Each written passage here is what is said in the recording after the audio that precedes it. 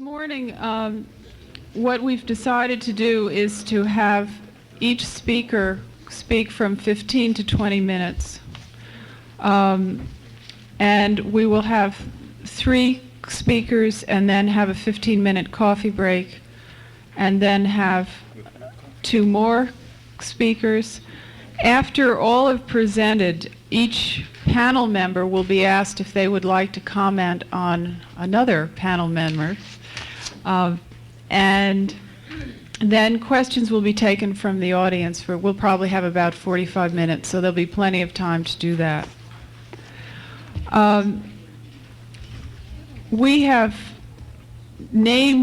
titled this panel, "The Future of Adoption, What's Right and What's Wrong with This Picture." It's not that any of us know what the future of adoption really is, but we do know that it's changing a lot. And we wondered really what factors are going to determine the future of adoption in our society. And it is, as you all know, a society now that has a higher demand for adoptable infants than there are babies available. A variety of options for birth and adoptive families, as seen by individual panel members who are involved in either private and/or public adoptions, will be discussed. Issues such as fees for service, contracts, counseling, open adoption, closed adoption, anything you can think of is fair game for this panel. Now, in terms of the order of speakers, I think I'll introduce them all now, and then we'll proceed. Jim Gritter is going to speak first, and Jim is a child welfare supervisor at Community, Family, and Children's Services in Traverse City, and he is the editor of Adoption Without Fear. The next person to speak to Jim's right is Randy Perrin, and Randy is the director of the Adoption Resource Center of Children's Home Society of Washington. The center provides a variety of ongoing support services to birth parents, adoptees, and adoptive parents. The next person who will speak is Martin Branfman, who is next to Carol Spears. Martin is an adoptee who searched and found his birth mother. He is an attorney. He facilitates open adoption arrangements in his private practice in San Mateo, California. He is also an independent search consultant.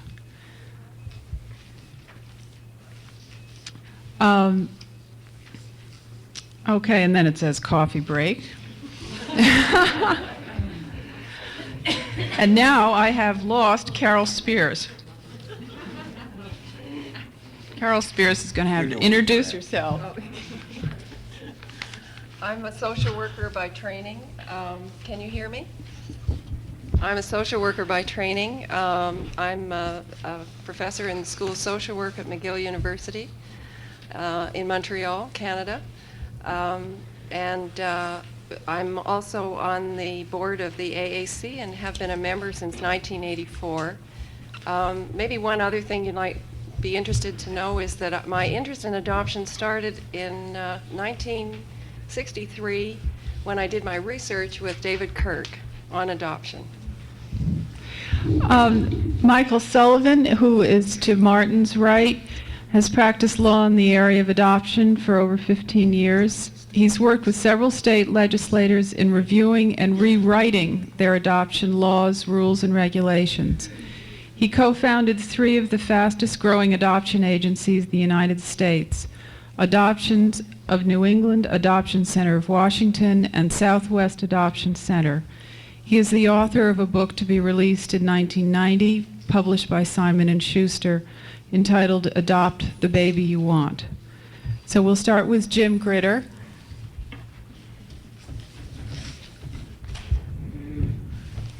Can you hear through this mic? Does this mic work?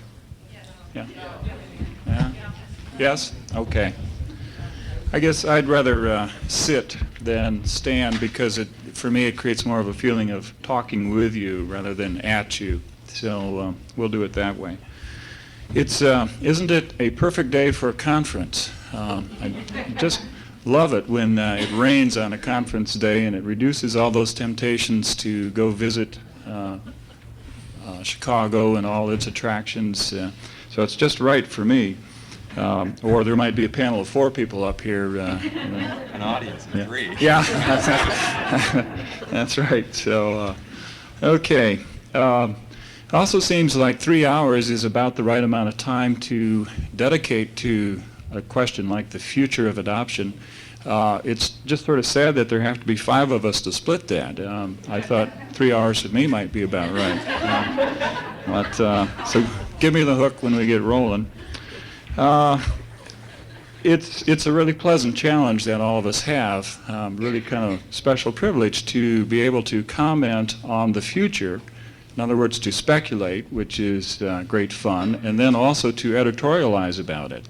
This is nearly irresistible. And what I want to work from would be a recognition of the obvious dynamic that underlies the present adoption scene. And although I sort of mourn the fact that it's necessary to talk in these terms, it seems like a process which is so intense and so tender and so powerful and so life-changing as adoption, an experience between people, it just doesn't set well with me anyway to describe that in terms of that the marketplace would use.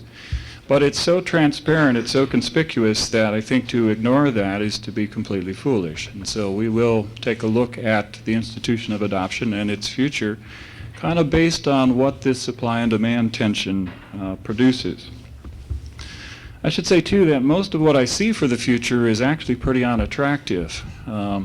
It'd be more pleasant to sit up here and look into the future and comment that we have a great and exciting prospect around the corner waiting for us. But I don't see it that way. In fact, the way I would put it is to say that just as we kind of get beyond the tawdry era that was based on deception and secrecy, and as you get beyond that, you see a little sunshine, things seem a little brighter, a little more promising.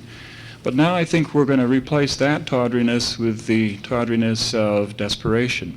And I think the tension is so enormous that it's going to produce some real unfortunate and kind of peculiar outcomes. And that won't be a pretty thing either.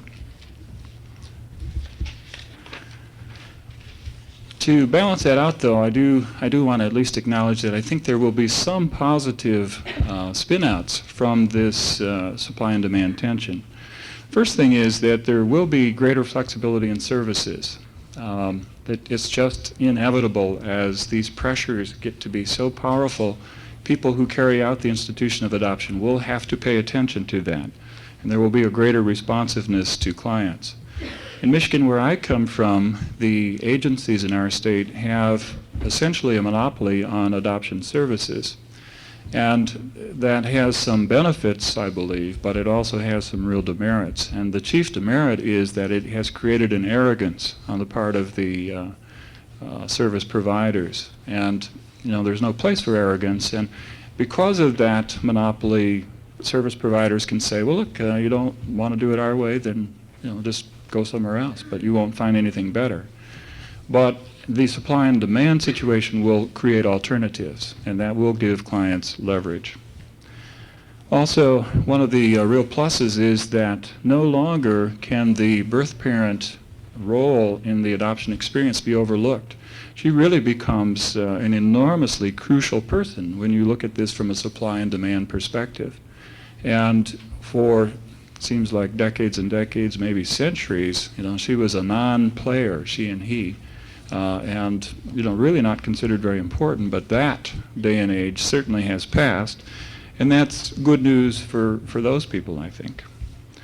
Also, a more positive way to frame what the future holds would be to say this might be an age of empowerment, for the participants in adoption. And that would be a cheerful way to put this, and there is some truth to that this is a day and age when all the players in the experience are going to have more to say about it, and that's useful. Now, you also know that there actually are sort of two side-by-side supply and demand situations in the world of adoption. And when we talk about the supply and demand discrepancy, we're thinking for the moment about infants. But right next door to all this is a reverse supply and demand situation with special needs adoption. And my hope is that as some folks sort of give up, on the prospect of adopting an infant because they're edged out in 100 ways, that they will then consider, they'll turn their energy and their love towards the special needs world, which really needs that attention and it needs their energy, and this could be really helpful, real useful. I'll say one more sort of twisted thing, I guess, about the potential benefits of all this. I think that the chaos that we're going to see as this system scrambles to handle all these situations, it's going to be unattractive. And the unattractiveness of it will, I think, end up working against adoption. So the goal of all this will be to promote adoption, but it'll become so crazy that I think we'll end up seeing less adoption. And maybe that's just as well. Okay, what will be the effects of all this pressure on the service providers? Well, I think there's going to be lots of them. One of those effects will be pressure on those folks who provide adoption services to provide open adoption. And as a real proponent of open adoption, of course, I'm pleased about that. But in the same breath, I want to say I have a lot of worries about that. Because if you do open adoption as a consequence of pressure, rather than as a consequence of what's in your heart, then it's going to be botched. Count on it. When you get into those difficult times where it doesn't all work out beautifully and not everybody's on the same sheet of music, somebody whose heart is not in open adoption is going to screw it up. And they will jump ship on birth parents and ally themselves with adoptive parents, and it's just going to be a mess. Also, there is, I think, a great incentive for service providers to misrepresent what they do, and this causes me a lot of consternation too. Almost everybody out there runs the open adoption flag up the pole and says, this is what we do, and it's obviously intended to entice potential birth parents into the program. And then when they find out, often in the 11th hour, and when it's too late, that this is not really open adoption, what can a client do? And that's a script for all sorts of concern and dissatisfaction over the long haul, too. And I think if you've been paying some attention to what's going on, you're beginning to hear funny messages from some of the early people in open adoption who just years ago were saying, promoting it really for all they're worth, and now they're fudging, and they're saying, watch out, be careful. And it's because there are variations on the adoption theme, and lots of strange things go on under the open adoption umbrella. Some of it is terrific, but there are real variations on the theme, and we want for the consuming public to have greater sophistication in feathering these things out. It's a tough thing. Okay, another thing that'll happen that will occur in the system, and that will be much more energy from the self-help direction. As people try some of the traditional routes toward children and then try some of the alternative routes to children, and if none of these pan off, then they will find each other in self-help groups and it'll become amateur hour. And I think we've seen, all of us, some of that already, but when well-intended people say, shoot, we're going to take this into our own hands, some pretty odd things happen and things get botched, real badly there. In the self-help department, one other thing that I sort of predict for the future is a shift in how prospective adoptive parents organize themselves. Unfortunately, for a long time, a self-help adoptive parent group typically was a great defender of the status quo. And oddly enough, now I think we will see potential adoptive parent self-help groups actually advocating sort of liberty and trying to liberalize the whole system. And that's something we haven't seen a lot of heretofore.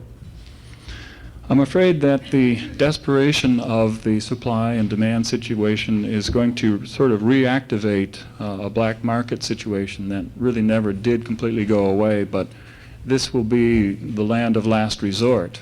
And there will be people there who will attempt to provide that sort of last resort. And that sort of thing is disaster for adoptees. It's really disaster for everybody, but boy, there's no trail. And because people are doing things illegally, they really hide their tracks, and that's the most unfortunate thing of all. I also expect to see surrogacy really prosper. You know, it's one more way to attend to the to this fact that there's no kids for all these nice people, and that would be a red herring to get into that. But I think many of us have concerns about that. We will see in the world of service providers tremendous competition. And a way to put this is to say, I really think we're going to shift from a professional approach to adoption to a business approach to adoption. And I'm more than that. I'm real concerned about that. Just at a point in time where we've finally come to be aware of the complexities associated with adoption, we're going to take a business-like, sort of matter-of-fact approach to this. And that's a concern to me. So when it becomes very competitive, when the business approach wins out, and you know, I just have to say I'm real angry. As I was preparing this, I'm angry with the traditional service providers for failing to be flexible and dropping the ball. You know, if agencies like mine and you know, many others had really been responsive, had really paid attention, had listened to people, we might have a different conversation this morning. But the horse is out the barn, and you know, that's how it is. And so there is this shift, I think, from a professional approach to adoption to a more business-like approach to adoption. And that isn't particularly good news. The complexities will not be attended to. I think the business approach is not going to like follow-up. You know, even the professional approach has never done well with follow-up. But for sure, the business world doesn't want to take on any 20-year obligations. You know, that is not efficient. And so that's a concern. I think once we take a really competitive view of adoption, we will have less sharing of information. People will hoard information. They'll hoard their ideas about how things can be done. There will be territorial clashes, you know, and the concern there won't be for the client, you know, what's good for her or them, but what's good for the institution, what's good for this organization. Already we've seen some of that, but it's going to turn nasty, I think, where several different outfits spot a potential releasing birth parent, and they'll go to war over this. And I think there'll be litigation. There'll be all kinds of stuff comes out of that. The whole, well, other things come out of this business-like approach. Marketing is going to be an amazing thing. And from my jaundiced view here, after the profit dollar, you know, the best thing to do with a dollar is to put it in your pocket. But the second best thing to do with a dollar is to put it into marketing. And what that means is other good uses for a dollar will not occur. So if you're running an organization, you've got $100 to work with, what are you going to do with it? Well, you're going to pocket as much of it as you can, and the rest you're going to put into marketing. But you're not going to put it into follow-up. You're not going to put it into education and preparation.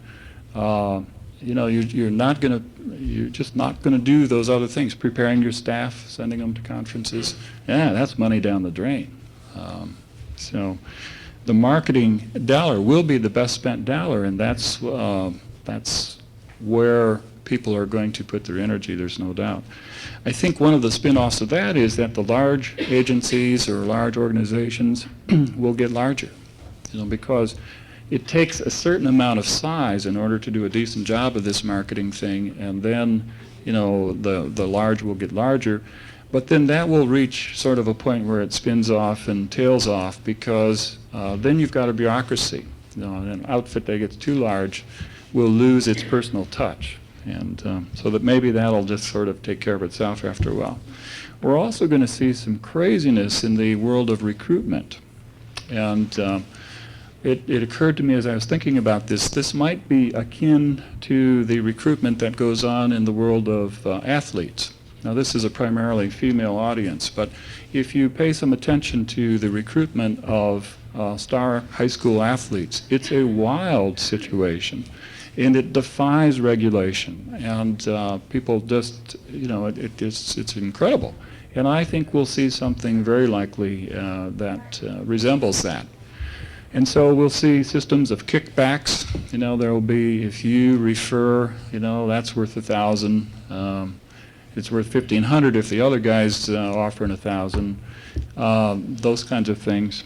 There'll be bounties, perhaps, on releasers.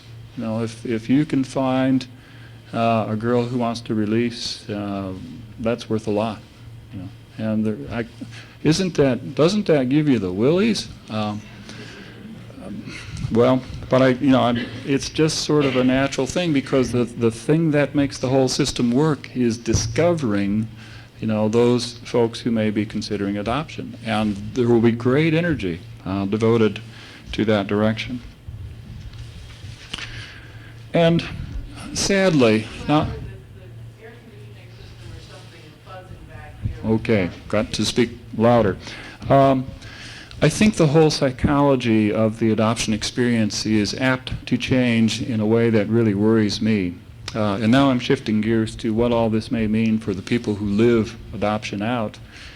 Once the whole scene shifts to a profit situation, I believe the psychology of adoption is really going to change. We have been able, as people who live out adoption and who provide these services, to comfort ourselves by saying, well, the motivations that lurk behind adoption are really okay. People make these decisions because of love. They make these decisions because they're faced with tragedy. They have no other real alternatives. And we can live with that. It's sad. Sometimes it's beautiful. But it's a great mixture of things, and we can kind of cover some of our hurt and some of our pain with these motivations. When this shifts to a whole dynamic of money, I'm afraid there's a homeliness, to say the least, that enters into this. What does that mean for an adoptee? To know that that he or she was a commodity. What does this do to the purchaser, the adoptive parent? Wow. What does this do to the birth parent who, lives with guilt over the long haul? The entrance of the profit issue into this arena is not a pretty thing, in my opinion. And it really is going to make this a tawdry thing. Let's zero in a little bit. For adoptive parents, what does all this desperation mean? It means the price goes up. What does that mean? It means adoption becomes the playground for the rich and elite. Are they the best parents? I don't know. But I know some pretty nice, I could think of my own parents who would never make it in this system, and they were pretty sweet people. And I think there's a lot of sweet people who are going to get edged out. But the question will not be sweetness. It'll be money. There will be more involvement on the part of adoptive families in finding birth parents. Involvement's a good thing, but this finding thing could equal a loss of dignity. You start scrambling around and doing whatever you got to do, there's a dignity loss. There's a temptation. Isn't this the great American way? You got a problem, probably more money will fix it. So this $20,000 outfit isn't finding me a kid. I'll bet a $30,000 outfit could find a kid. And there's this notion that more money will fix it, and that's a road I don't like to see us go down. There is potential for adoptive parents to be exploited. They are extortable because of their desperation. A birth parent could hold them hostage, could hold her child hostage, I guess, to a sweeter deal, and people will make those concessions.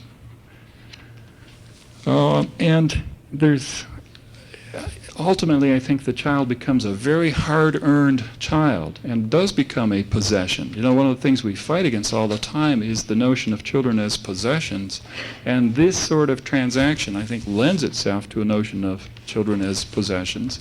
That means they will be hoarded. This works against open adoption. And that it may mean they're overprotected, but these are hard-earned kids, and you don't share them. You don't share those kinds of kids. For birth parents, what does it mean? Well, it means they will be pursued, and at first that's flattering, but then over the long haul it's really aggravating. And if you talk to the high school athletes who are pursued, it drives them crazy. And I know of a young mom who would walk the streets of Cleveland, and she would draw a crowd. She would have a little trail of people following her around, making bids for her child. You know, it's a homely thing. She will be temporarily powerful, and that may tempt her then to ask for the pot to be sweetened. But then, as I said earlier, I think that's ultimately going to lead to a profound sense of guilt. As we said, it's one thing to conclude that I love this child and I want to do the best for him or her. I love these people. They're great people. I'm glad I can be helpful. My back is to the wall. I have no alternatives. Those are hard things to live with, but they are livable. When you conclude that I've sold my child to the highest bidder, I think I can't imagine a better script for profound guilt. And I think ultimately she and they will be angry because they will be valued, they'll be catered to, but it'll be for what they can do and what they can give rather than for who they are. And once that sinks in, that's not a happy thing either. There will also perhaps be backlash against those folks who decide to keep, because they are, you could use this language, cutting off the supply. And people who cut off the supply are jerks, you know. They add to everybody's desperation. For the adoptee, I think we could probably go on about it, but I'll simply say I predict an anger at being a commodity. And how does one come to grips with your self-esteem? And we don't put a price on human life. It's just unthought of. And yet in this arena, perhaps we'll do that. So there's a depersonalization that goes on, and adoption's bad enough in that way, and then when you add this dimension, worse than ever. Just wrapping up then, what are some remedies perhaps to this? Well, there's the world of regulation, but I'm not real confident in it. These dynamics are so powerful that they will always sort of end run most regulations. I have some hope for organizations that spring up, that already exist, that will really be concerned with issues of integrity. But in the last analysis, really about the only hope I have for all this is a consuming public with a greater sense of awareness. What's really important, and that then really affects all of us in this room, that we need to make sure as we encounter people that we get beyond some of the oversimplifications of adoption, acquaint people with how hazardous this experience can be in a lot of different ways. Certainly acquaint them with the fact that there are alternatives. You sure don't have to settle for the first organization that you wander through the doors of, and begin to do some comparison shopping, I guess, if you're going to use this business framework. But, and by the way, how do you tell a good outfit from a bad one? That's pretty tough too. I think you ask, probably what I would do is ask a couple of questions. One is, how much follow-up do you do? Because I think that'll separate the men and the boys. And I would also ask, how do you feel about open records? Because one of the darndest things just drives me crazy. We were talking about it last night. There are lots of organizations who claim to do open adoption and fight against open records. And those sons of guns, it just doesn't wash. And to me, that would just be an incredibly clear flag that this is not the sort of outfit you want to hang around with. Enough. Thank you.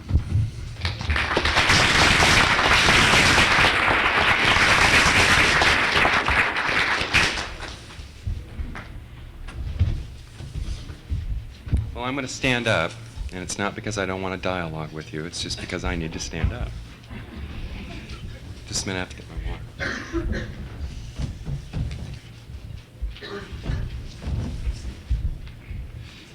I want to begin by saying good morning to everybody and telling you what a pleasure it is to be here with you today. And also for these 4 or 5 days that we're in Chicago. It's really neat to see old friends. Actually, some of the old friends come from Seattle, where I'm from. You know how you don't see people until you travel clear across the United States?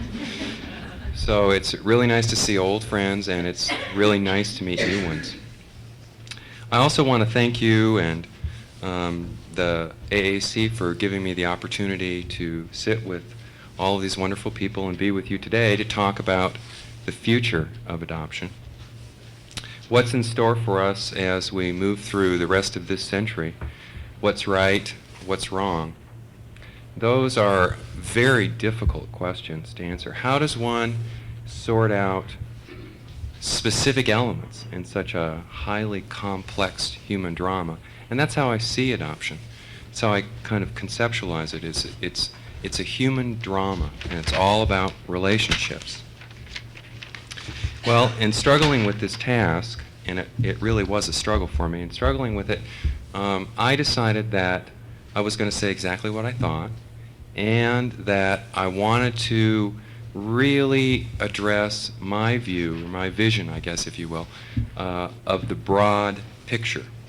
It seems to me that whether we're talking about agency adoption or independent adoption, or the laws that govern adoption, or services to birth parents, or whatever it is that we're talking about, that there are certain beliefs, qualities, if you will, that are persistent over time. They're persistent over time, and they've been a part of our past, and they'll continue to be part of our future. These tenacious attitudes and beliefs shape our policies and our practices and even our personal struggles. So those are the kinds of things that those beliefs are what I want to talk about today. You know, back home in Seattle, which is beautiful, by the way, and come and visit and spend your money, but then go home. Especially if you're from California.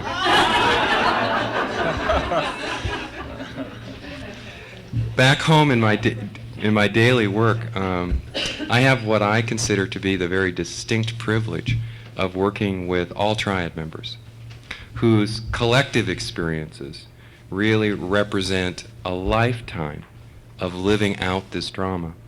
Birth parents, adopted people, adopted persons, and adoptive parents of all ages and of all stages of their adoption experience.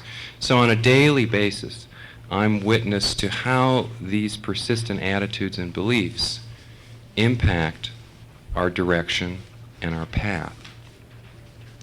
Well, as I look down that path, it can be over here or over here, as I look down that path, I'm really sorry to say, it's kind of like Jim, I'm really sorry to say that I see the pain and the despair that's been part of our past. And I think that the pain and the despair will continue to be part of our future. And I have to tell you that as I look at this aspect of our future, it makes me very weary and very sad, very tired. But that's not the whole picture, the broad picture. I also see, as I look down this path, I see hope. I see the hope of healing and the hope of health. And this, as I see it, gives me the infusion of energy that I need, and I think that we all need, for the continuing struggle, our struggle for truth and honesty and freedom. So yes, our future does include a continuing struggle, a struggle that has as its very foundation those persistent attitudes and beliefs that have always been there. So I have 3 of those that I kind of want to outline for you. The first and foremost of these elements is our insistence, our absolute insistence that this reconfiguration of families that we so euphemistically call adoption be a win-lose situation. We really struggle. We struggle with trying to establish practices and policies that are good for everyone. We certainly do. All the staff, all the people that we work with, we struggle and debate and talk to try to establish policies that meet everybody's needs, practices that meet everybody's needs. We try and create a win-win situation, but you know, the way I look at it, that's basically a futile struggle. As long as we insist upon seeing families in exclusive and rigid terms, that is, children can only have one mom and dad. A child can only love one mother and father, one set of parents. As long as we insist on seeing families this way, we perpetuate a system that is not good for everyone, that perpetuates a win-lose situation. Somebody wins and somebody loses. As long as we view our children in terms of ownership and possessions, we don't allow everyone to feel successful. As long as we value material goods, you know, the old adoptive parents can give her so much more, over the values of family connections, we create not equal roles, but the haves and the have-nots. Our future, the way I look at it, our future must include the challenge to rethink this basic belief. We must work very hard to create and challenge ourselves to create an adoption which does not separate and isolate, but one which is inclusive, one which adds and doesn't subtract. Another of our most tenacious beliefs, one which is strong and clearly, from my view, will continue to be a piece of our picture, is that adoption is shameful. It's a system which is endemically shame-based. You know, this belief, in my opinion, is like a cancer that eats away at positive self-regard. It eats away, a cancer that eats away not just at our action or our inaction, but at the very core of our being, the very core of who we are. In the years ahead, as I look down this path, in the years ahead, it will continue to be shameful to create a child and not be able to provide for it. It will continue to be shameful to be biologically flawed and not be able to have a child of your own. And it will continue to be shameful to be given away by your mom and dad. Why these very human conditions, these very human dilemmas are viewed in such destructive ways, I fail to understand, and I refuse to accept. However, the culture around us does believe in this fabricated, shameful quality. Many of our most destructive practices are based in this belief. Secrecy and sealed records being right at the top of that list. A piece of our future is our continuing struggle against the forces that perpetuate the myth of shame. Our glimpse into the future, and that's all it can be, is a glimpse, cannot help but include identifying the role that denial will continue to play. As with any dysfunctional system, denial maintains it. Denial supports it. And in fact, denial even nurtures it. Denial of our profound losses, of our unspeakable grief. What a struggle this has been, is, and will continue to be. We chip away at the wall of denial to reach the comfort of acknowledgement. This defense against the reality of pain is deep, and the battle must be waged on many levels. Cultural, legal, professional, and personal levels must all be included. But I'm here to tell you today that I feel that the community of adoption professionals have the highest responsibility to break through their denial, to acknowledge that we are part of an unhealthy system is the first critical step.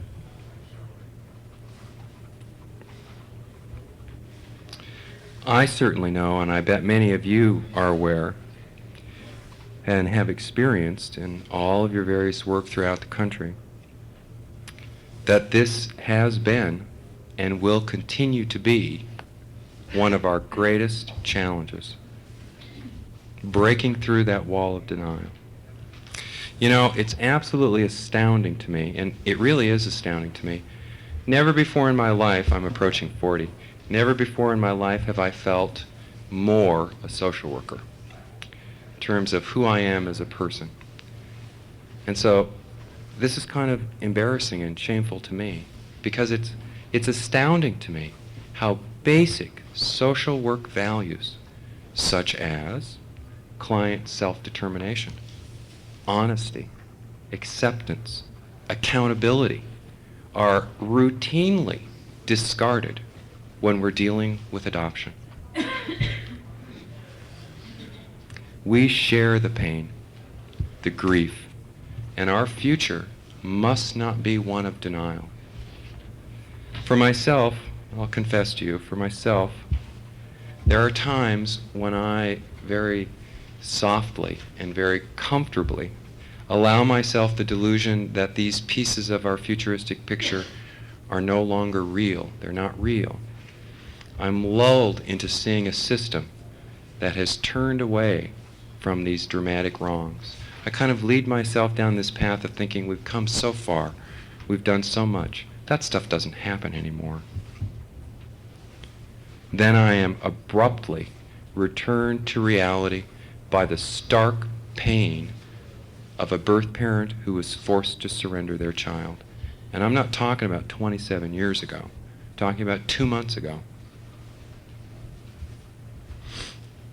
I'm brought back to reality by the confusion and fear of an adoptive parent who has not been prepared to understand and cope with the uniqueness of their families.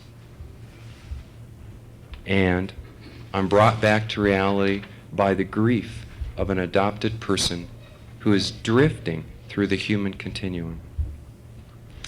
These realities hit me like a physical blow and remind me that what's been wrong with adoption will continue to be wrong. But as I said when I started, our big picture includes more than these wrongs. As I look down that path, I also see hope. I see the hope of healing and the hope of health. I see a future of increasing compassion and respect, and a future of success. Much of what I've identified as being wrong with adoption are cultural realities. The win-lose setup, the shame base, the denial are manifestations of broad, very deep cultural values and beliefs, the scope of which is often overwhelming for me. But then I remind myself, and I have wonderful people around me that also remind me, that I must not give up the struggle. In the same way that we refuse to give up the struggle around the cultural realities of racism, we will not give up our struggle around the destructive cultural realities of adoption. And herein lies our strength and our guarantee of success. Our unwillingness to allow our past to be our future. I see an exciting and a challenging future made up of individual steps, and with each step that we take, we replace the unhealthy beliefs with the healthy.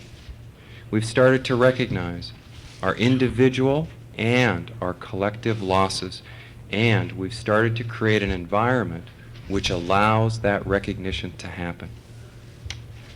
You know, initially, some years back when the healing began, people were moving into uncharted territory. The people that Ken was talking about yesterday morning, the prophets, they were moving into uncharted territory. There were no models. There was no one to tell them that what the journey looked like, or that this was the path, or that these were the dangers.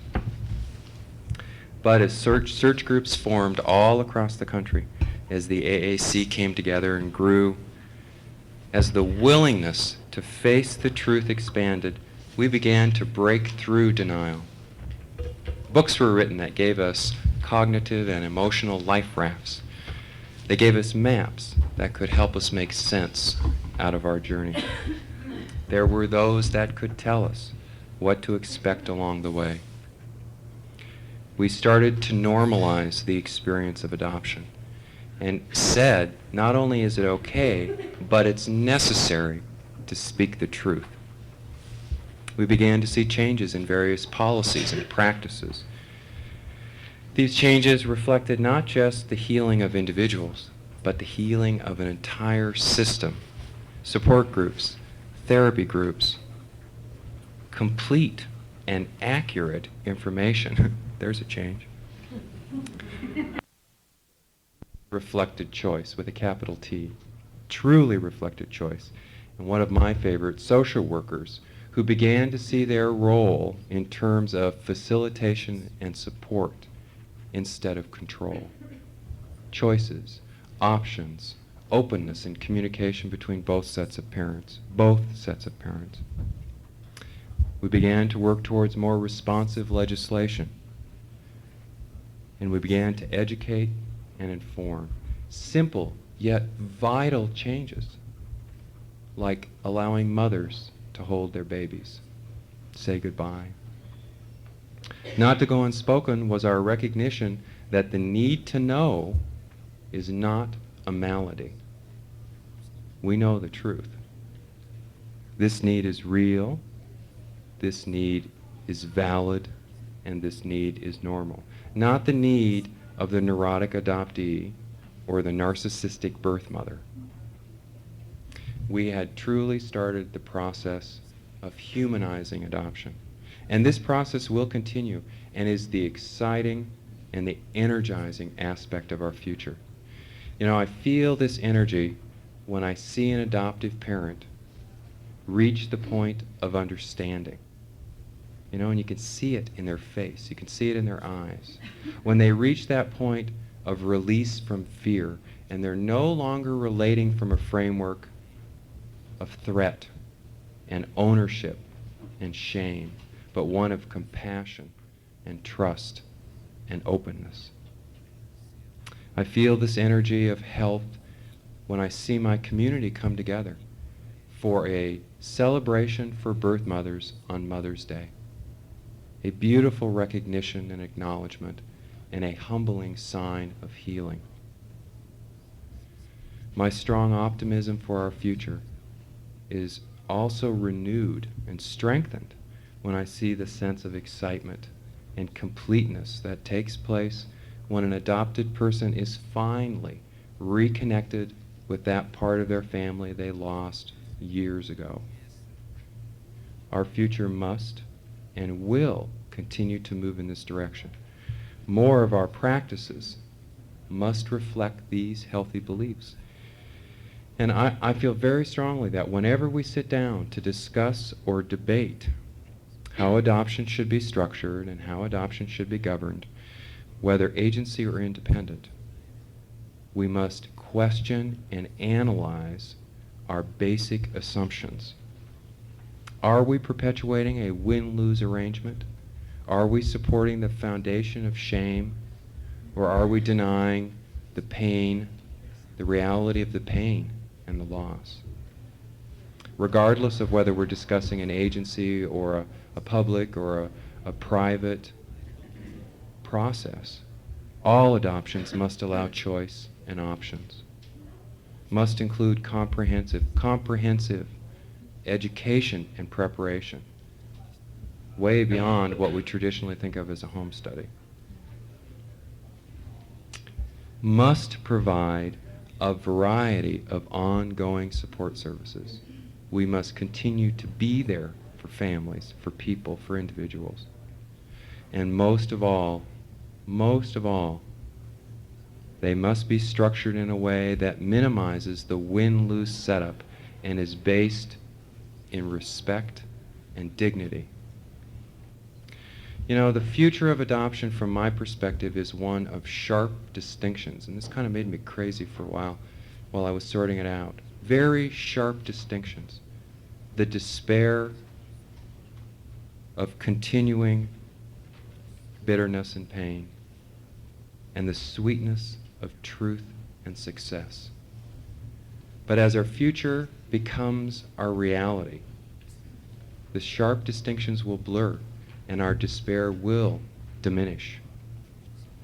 This process is truly strengthened by gatherings just like this, through building of partnerships, through researching, through collaborative efforts. And as we move through this decade and on into the next century, our knowledge, technology, and experience will continue to evolve very, very rapidly, as it has in our past decade. This new information will surely result in the emergence of new issues and fresh social and personal realities which render today's thinking obsolete. I really believe that. In 10 years, it's very possible our thinking today will be obsolete. So I really feel that it's only through the sharing, through the building of partnerships, that we can continue our journey of understanding and healing. Thank you.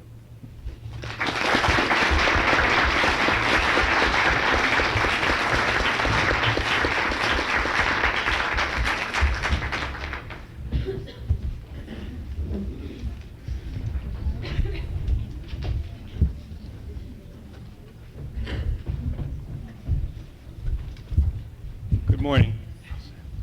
I'm going to stand too so that I can stay awake here. Not that you put me to sleep, I'm just on a different time zone right now. Good morning, and thank you for the opportunity to be here on such a really timely panel, I think. I find it personally interesting that, I don't know what the other two panelists are going to say, but so far, Randy and Jim, the outlines of our notes and content is so similar that we have not talked about this. I mean, we've given the same task and the same theme, and yet I see the bare bones of it being the same issues that have come up in the same ways. And in some ways that's disturbing, and in some ways it's inspiring, because at times in being an adoption professional, we get, as was said, a little tired, a little depressed. It's the same things are coming up, and the things that we see down the line, we're afraid that things might be getting worse in some way, and we're hopeful that things are getting better. I would like to try to tack on to the same thoughts that have been expressed already, some of the personal insight I can give you from my perspective as being an adult adoptee, being a search consultant, and being an attorney who works daily, some days better than others, in the field of adoption, where the phone rings and you say, oh no, do I have to go through this again? Do I have to talk to another prospective adoptive parent who wants a child, a quote, healthy white infant, an adoptable child, as though I'm running a supermarket and I just have to, run to the back room and get one somehow. It does get frustrating, it does get depressing, and you do take, I do at least, a deep breath in the morning before I even walk in the door to my office sometimes. it's, I'm glad Susan has filled in for Dirk Brown. It's unfortunate that Dirk couldn't be here today. He's an old friend. At this point in the morning, he'd usually ask you to stand up and take a stretch. You know, this is a very Californian thing to do. Hug the person to the left of you and hug the person to the right of you, you know. Being from New York, I realized that what he was doing was, because of the earthquake, that could be your last hug, you know. You never know. People were asking me how I survived the earthquake. Well, barely. But before I begin some of what I want to impart to you, what I wanted to say about Dirk was he also talked to you about we're here to, you know, share our feelings and share our thoughts. It's like, well, I want to share some ideas. And what I did when I was given the assignment of speaking on this topic was to try to reflect, and you know, sometimes it happens at 3, 4, 5 in the morning or whatever, or out in the hot tub, or you know, what am I going to say and what am I going to do about this thing? But sometimes your thoughts, you know, get pretty far adrift and far afield, and I've been known for, you know, putting my foot in my mouth. But I want to, you know, and it's up to you to figure out whether I'm being facetious or truthful or whatever. But some of the things I say obviously are not going to be palatable to some of you, and others, you know, you just have to get to know me and know that, you know, I can say these things sometimes. But for example, one of the thoughts that occurred to me was, if adoption were quote-unquote normal, we wouldn't be sitting here, would we? I find adoption to be very, very strange. And as was pointed out here today, it's... Thank you. What am I thanking you for? But no, really, I mean, it's getting stranger is the problem. You know, just when you think you've seen it all or heard it all, then, you know, the phone rings again and it's somebody else, you know, asking me how much they can get for their baby or something like that. You know, or is it true that I can get so much for my baby? Or, you know, it's like, sorry, wrong number. You know, it's like, it's a sad commentary on this marketplace mentality that is occurring here, and the factors that have contributed to that have been aptly described. I think what's happening, and from all the points of view of the triad, which I hope to touch a little bit on, and from the agency perspective and the independent adoption perspective, I think that adoption is a symptom. I don't know what the problem is exactly, but it's a symptom. But what I mean by that is I see people wanting to get involved in adoption from the various perspectives of the triad, but there's always something else going on. For example, what I mean by this is in a birth parent, a birth parent who's considering placing a child for adoption. She's pregnant, very often, most often not married, sometimes young, sometimes not. But as I get to know them and get to work with them, the pregnancy and the adoption is not the problem of their life. And there are patterns emerging there, and it overlaps into other issues of our society. By that I mean dysfunctional families, divorce, alcoholism, abuse, sexual abuse, emotional abuse, chauvinism, all kinds of things that end up, you know, why is this person sitting across from me this morning telling me they want to place their child for adoption?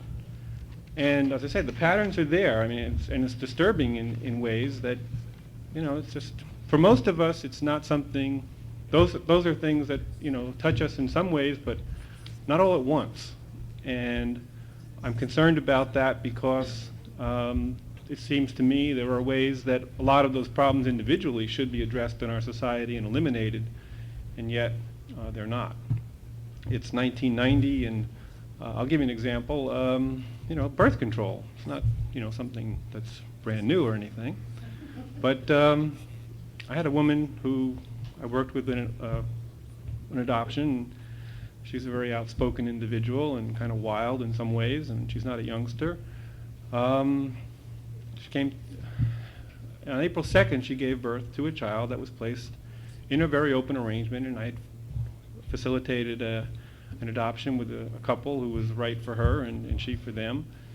And it was the second child she placed for adoption. It was her 9th pregnancy. She'd had 2 abortions, 3 miscarriages, 3 children that were being raised by a boyfriend's parents from more than 10 years ago. That was April 2nd that she placed the second child for adoption. And last week, she called me to tell me that she was pregnant again. And it's like, huh? You know, what is going on here? And, you know, I've made a referral for her to see somebody and, you know, work out these things. I'm not a counselor. I'm a lay counselor because of the experience I've had in my 5 or 6 years of doing these independent adoptions, and I was not prepared for that. I'm also in the unusual position of being a male attorney dealing in adoption, and so some of the birth parents who work with me have, you know, varying degrees of comfort in telling me what their, you know, their life situations are. But I was not ready for that one. But just as an example, this agency-independent tension that I've heard for the last 15 years since I started getting involved in adoption is not something that I want to, you know, get into right now. I really don't care whether people do agency adoptions or that, you know, whether agencies want total control of this institution, or whether they're independent practitioners, whether they're attorneys or self-appointed facilitators. Or, man, troubled by some of these, somebody said, amateur adoption facilitators or self-appointed people who, you know, they feel so wonderful about adoption that they've got to get into it and, you know, make some more for other people. But the important thing, as was said, was that if it's an agency or an independent person dealing with adoption, I want them to be flexible. I want them to be progressive. I want them to do it right, to do it successfully for everybody. And I hope that that trend continues. I see it happening slowly, however slowly, as we know. This institution is changing. From the adoptee's perspective, I think that children who are now the subject of adoption, who will be adults in 15, 20 years or whatever, are going to have a totally different experience than those of us who were adopted in the 50s and 40s, 30s, whenever we were all adopted. And a large part of that is going to be because of what's been going on during the last 5 to 10 years, because of us.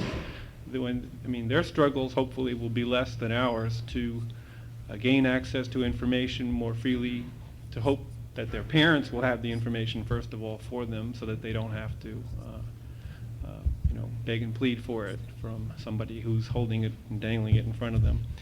In my practice, I am not creating adoptions that will require anybody to go out on long, timely, expensive searches, and I have waivers in my files so that anybody can come to me anytime and get each other's information. And I hope that more and more agencies and individuals will continue to do that, regardless of what quote-unquote policies there are or laws there are. I mean, what are the penalties for breaking such laws? I don't know if anybody's ever been arrested for you know, giving somebody something that was theirs.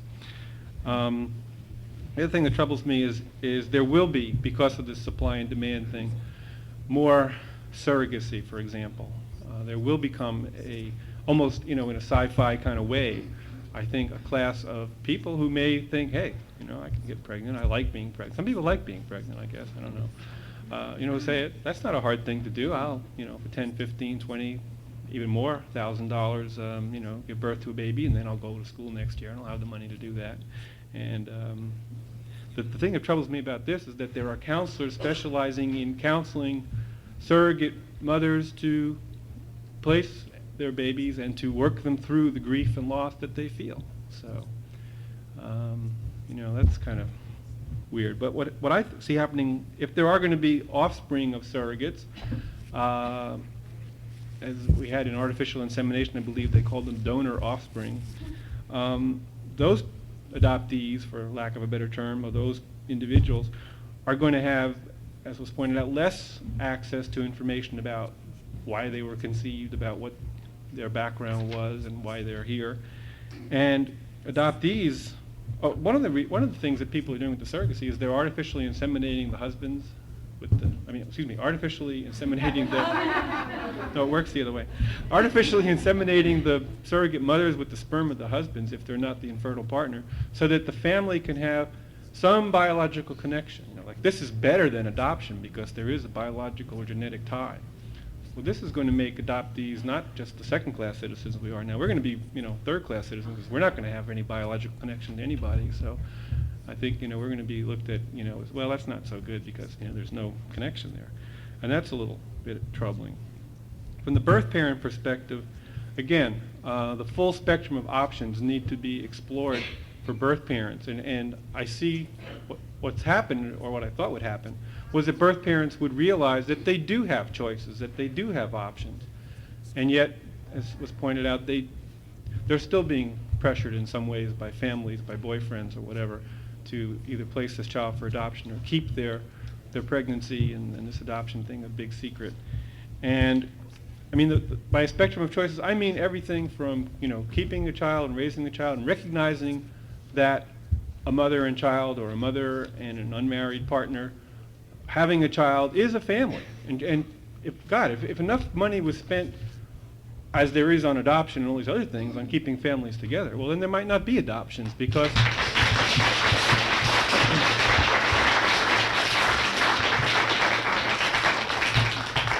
I once heard that an agency adoption in California, because of the number of pages of paperwork that was required, cost $55,000 in man-hours to process one agency adoption. And can you imagine what a birth mother would do with $55,000?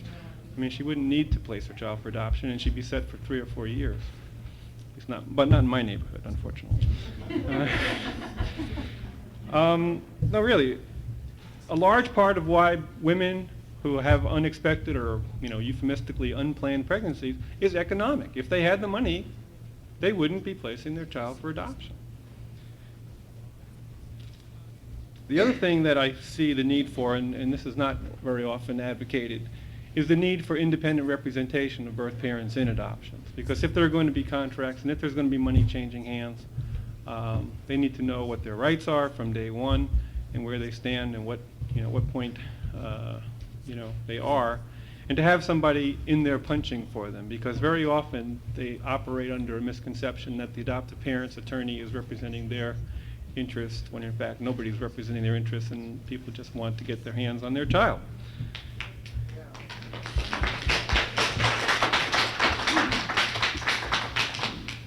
I'm sorry, I can't do it for free. I do enough for free, but I can't do that for free. So in California, there had been a proposal that there be, I think, $500 allowed, a limit, for birth parents to have up to $500. I'm sorry, I'm drifting from the microphone is what's happening. Okay. The other new area that I find rather exciting in this, and are there any birth fathers in the audience?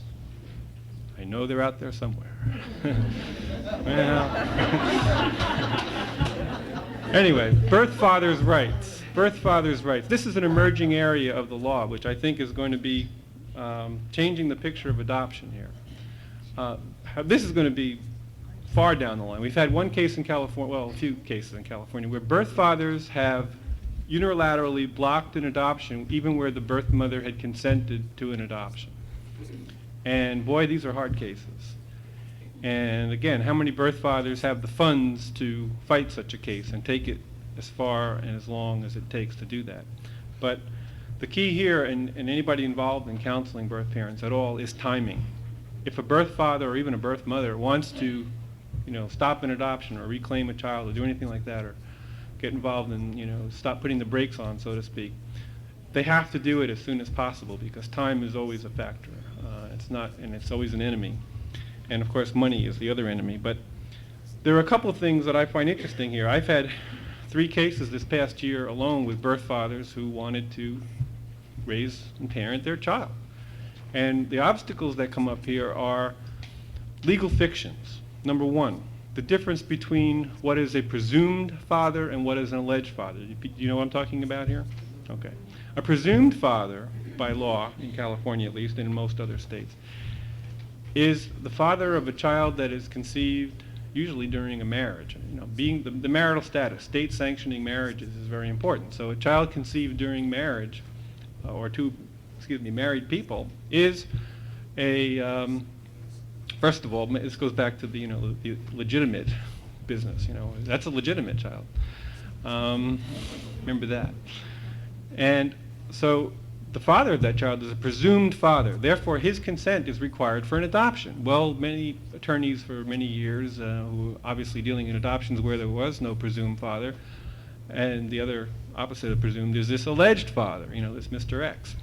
Well, what do we do about the alleged father? Well, is his consent required for an adoption? Well, in a lot of states, it's not required at all. In some states, just notice is required. And then if you obtain by hook or crook some sort of waiver of notice and denial of paternities or whatever, then this man is no longer in the picture.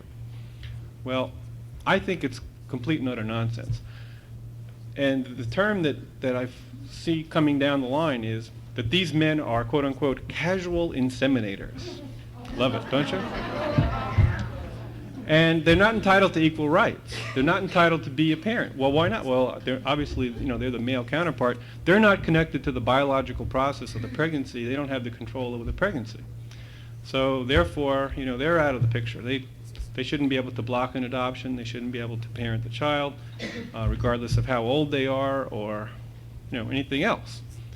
So I've had 3 cases like this, and unfortunately, the fathers did not win in those cases for various reasons, but I hope to have one where a father does win. And even in one case in California that established a precedent for a young father who acted quickly getting custody of his child has already been eroded. That case was decided on U.S. constitutional grounds, and already there's been a California appellate case that said, no, we didn't really mean that, and that couldn't be, and they went back to this alleged and presumed business again. And so the next case will, again, go up to the California Supreme Court. The other presumption that works like magic, too, where I had a case, and I have a case now going on like this, is a case, if you can imagine this. A birth mother married to somebody, has an affair with somebody outside of the marriage, gets pregnant by birth father who's not her husband, and her husband is legally presumed to be the father of the child, and he's the one who consents to the adoption. That may be some of the factual situations people learn after searching for birth parents, that the father's name on the relinquishment or papers is not the true father. Well, in representing a birth father who wants custody of the child in that situation, you run up against the same thing. The husband is presumed to be the father of the child, and birth father, Mr. X, is presumed to be a legal stranger to the child, which presumption should and will hopefully one day be challenged again in the U.S. Supreme Court as being a total legal fiction, to secure the integrity of marriage, family, the sanctity of the home, etc. So, again, a little lie. Now, what does the future hold for adoptive parents? Well, you've heard, again, about this so-called shortage of adoptable infants. And again, it was pointed out that there are special needs children, there are older children, there are these waiting children, there are children of color, there are children all over the world in need of homes. And I think that as adoptive couples age, as you know, get beyond 40, some agencies won't even look at them beyond 40, but I think they need to expand their options of what kind of a family they want to have and be a little more flexible. It really does strike me odd when people call up, well, do you have a healthy adoptable infant to adopt? And it's like, no, I've got defective mutants in the back. It's like, what is, I don't know. So, it's just, I don't know what they think is going on. Many years ago when we first started having these meetings, we talked about open adoption. Well, everybody's got a different definition of what open adoption is. And some agencies, for example, and some individuals think it's that people get to meet face to face. They know each other's, first names. They can see what car they're driving off in the distance with. I don't know. But the thing, and it says in my little blurb there in the syllabus, number one, I don't think, for example, that there are some people in this within this organization who would like to ban adoption. Well, that would be interesting, but it's not going to happen. There's been adoption for 100 years. There'll probably be adoption of some kind for another 100 years. We're not going to ban adoption. We're not going to end it. But the other point is we're not going to create it where it doesn't really need to be, or doesn't really want to happen by the participants. If a birth parent doesn't want to have a child adopted, then she shouldn't, and they shouldn't have the child adopted. But in these open arrangements, and I'm talking about open arrangements of mutual agreement, most of the arrangements that I have are, at minimum, the birth parents are sitting down face to face, interviewing couples, calling couples, re-interviewing them at their homes, and making decisions based on that kind of information. Now, what they do after the placement is up to them. And at minimum, it's letters and photos. And there are extremes at every end. In some cases, the birth parents really don't want to have a very open adoption, and they normally will say, well, I don't really want any post-placement direct contact. Now I'll wait until my child is 18 or 21. When they're older and they want to see me, I'll be around. That's one extreme. On the other extreme, you get people who are literally babysitting for the couple and taking care of the child and being relied upon and being an extended family member, not being adopted by them. And I hear this, I don't want to adopt the birth mother, But that's the other extreme. But in the middle is where the bulk of these arrangements fall, and of all the varying degrees possible. And there are also, as can be elaborated by other people who work in open adoption, there are phases where people can, really deal with a lot of contact, and phases where people don't. And the most common complaint, or not complaint, but lament I hear is, well, we really thought the birth mother would be more involved than she is, and she had these expressions of such a need, and we were, comfortable with that, but, she's just not around now. Well, she's off doing her own thing for a while. But the other thing I see happening in the future, and it's happening in our own movement here, is the increased involvement of counselors, of therapists, and people who are getting involved in the process more. And I think it's good, but I'm also cautious about it, because I'm concerned about some of the things, for example, studies that are being done on adoptees. And again, I worry about the results of these studies and where they're going and what they're going to be used to do. And again, counseling in my practice and in most areas, in my opinion, is not mandatory, should not be mandatory. But on the other hand, when indicated, you make a proper referral. If people express the need for it or desire for it, they should have it. But again, it concerns me that people would say that this is an absolute requirement. I personally don't feel it is a necessary requirement for people to go through heavy duty clinical counseling, for example, to prepare them for adoption or relinquishment if it's not indicated. And here's something I hate to get into. I really don't want to spend too much time on it, but it's something that maybe we should devote another workshop or panel to in the future. I didn't used to think that abortion and adoption were opposite sides of the same coin, and didn't want to think that we needed to get into this debate. But I'd have to concede that because of the increased number of abortions over the last 25 to 30 years, that this obviously is contributing to the decrease in the number of available children for adoption. And that is causing a quote-unquote crisis in the minds of some people who really want to adopt children and have a family. And that issue will bring in, a diverse group of views, some of which is deeply rooted, as we know, in religious values, in moral values, and certainly political values. And it's an issue that's ripping apart the entire country, and it's going to be coming to a head. But I think it's something we need to address, or at least keep in the back of our minds.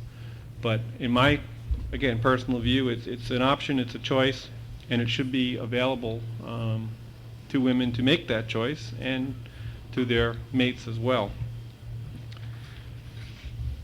Open records.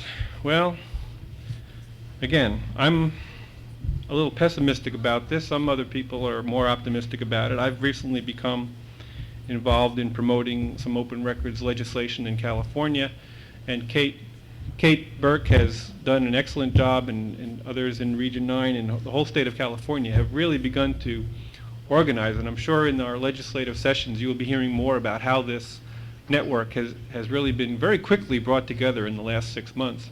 And we've gotten a pretty clean open records bill out of the Assembly Judiciary Committee in California without any opposition at this point.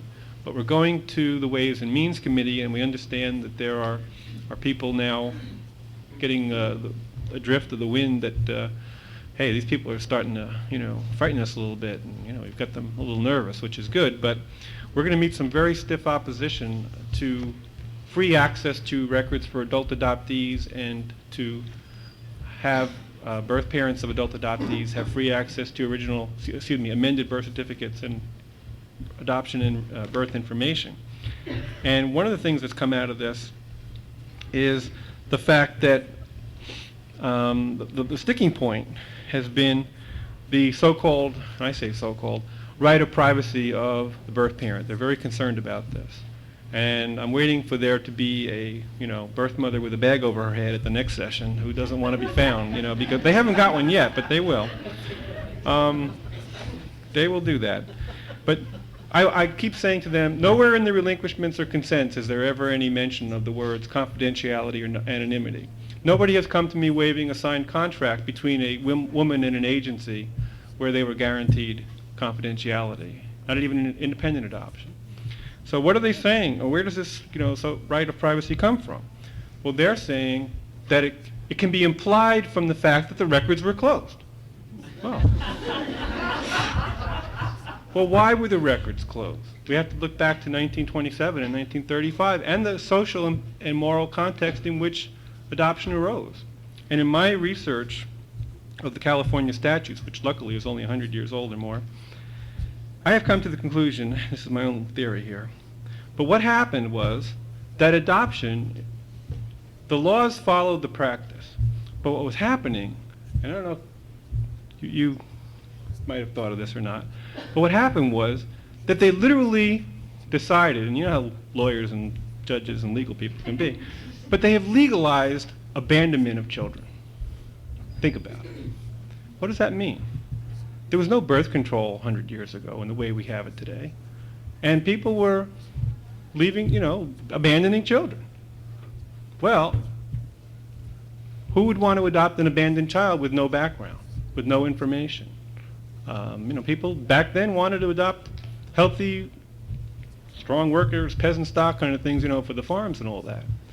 So by putting the social work system to work, they decided, well, if there's going to be adoption, we need to get the background. Well, who are you going to get it from? You're going to get it from the parent. But then you have the stigma of illegitimacy, pregnancy, the whole business. But if you have sealed records, we can close all that up. And we'll still get the background so that we can tell the adopted parents, hey, don't worry, this kid comes from, quote unquote, good parents, good background, good home. So because of those sealed records laws, which were designed, as legislative history shows, to protect the integrity of the adoptive family, not from the birth mother, but from everybody else on the outside, so that they could, if they wanted to, they could hide the fact of the adoption from neighbors, friends, family, or anybody, pretend. Well, I think that the need for open records and any suits brought for open records to eliminate the necessity for good cause shown petitions to open records, either based on psychological or medical need and all that other stuff, that's got to stop, because the real reason to have open records is because it's a denial of equal protection and due process to adult adoptees and parents of adult adoptees to get what's rightfully theirs, which is their genealogical and biological heritage. It has nothing to do, this is what I saw many years ago when I was working with the Alma lawsuit for open records. Because they were putting together a class action of neurotic, psychologically unfit adoptees to say, we need our records because of these problems. Well, I want to say we don't need our records because of our problems. We need our records because we're intelligent enough to know that we feel that this is part of our life.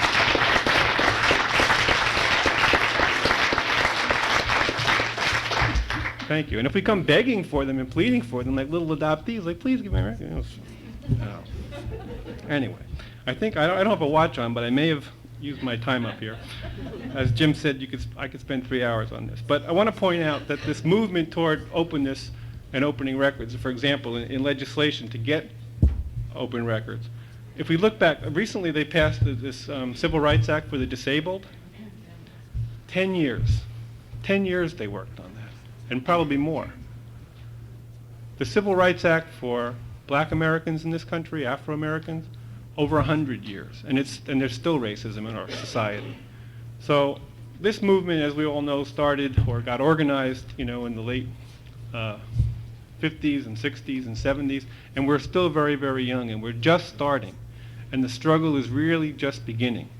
And I get frustrated and angry about this whole thing, and yet I want to work for it, and I want to think that, yeah, maybe in my lifetime, hopefully, it'll come to pass. And, I'm willing to do that, but I'd sure like to see it in the next 15 to 20 years. And I think that people like Kate and those of you who are leaders of other organizations throughout this nation and Canada and the other countries that we have in our organization are making a really good start. And it's up to the rest of us who are members and supporters of this movement to stay involved. And it means giving time, it means writing letters, making phone calls, putting our viewpoints on the line, giving money, and showing up, and not just thinking that somebody else is going to do it for us. And that's how it's going to be done. Thank you.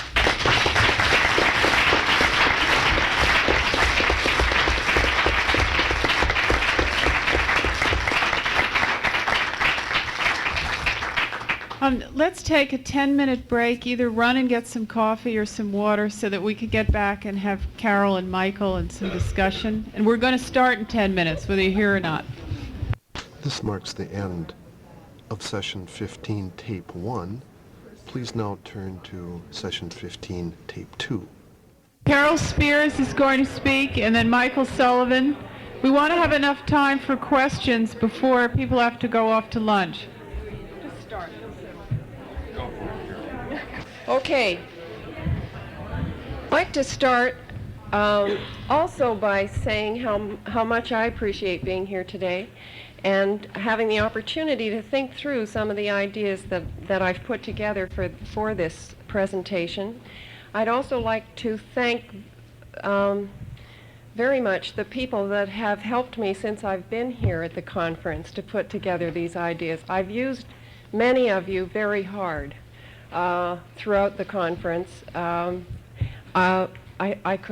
could list them, but I think I'll just get on to the presentation. Many of you are here today. I'd like to start by telling the story of Debbie and Alan. These were two children on my caseload when I was a student social worker, and I guess I'll tell you how many years ago that was, since maybe that gives me, I don't know, some extra advantage because of age. 25 years ago. Debbie was 3 years old and Alan was 18 months. It was my first placement. All the rest of my cases that year were supervising foster homes of children who were already in care. The case had already gone through the intake department and had been accepted into care, and the home finding department had found a home for the children, one which would take both of them. My job was to put the plan into effect. These were two beautiful children, attractive, lively, responsive, and they showed obvious evidence of having been well cared for. The bits of their story that I was able to piece together from the record was that their father was having an affair. One day he brought his girlfriend home, which prompted their mother to leave home. The husband's mother looked after them for 3 months and then said she could no longer carry on. At this point, the father approached our agency, which was a child care agency with an unmarried mother's department, a foster care department, and an adoption department, for placement of the children. The mother was contacted. According to the intake department workers' report, she came into the interview looking dejected, depressed, lethargic, and unkempt, and at the end of the interview, after the placement plan had been presented to her, and this I remember so well, her appearance underwent a dramatic change according to the file. She looked happy, perky, relieved, and and this is the part that's extraordinary and I remember so well, even her hair, according to the workers' report, which had previously been described as looking dull and limp, was suddenly miraculously shiny and lustrous.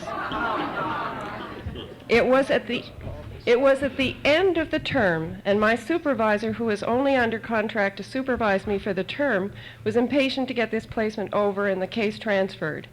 She was less than receptive to my concerns about whether this case should have been accepted into care, and her comment was, "You mean you feel you have the right to question the judgment of the intake department?" And she asked that with heavy sarcasm. The children were placed in the country, far from their mother, who didn't have a car, so she was, of course, seldom able to visit. This is a case that has really haunted me all of my professional career. And it does occur to me that someday maybe I'm going to do a search to find out what happened to these children. I'm not sure I'm ready to find out yet. When reflecting on the topic today, on the future of adoption, what is right with it, what's wrong, it seemed to me there were four separate and intertwining aspects to the topic. What new factors will arise, what should be, what is possible, what is. Before beginning to deal with these elements, or as part of number one, that is, what is, I need to sketch in my context and describe very briefly some of the structural, at least I hope it's very briefly because we're short of time, but it's a complex topic and I'm going to do it as quickly as I can. Some of the structural and practice differences between American and Canadian social services, and in particular refer to the situation regarding adoption in the province of Quebec, where I come from.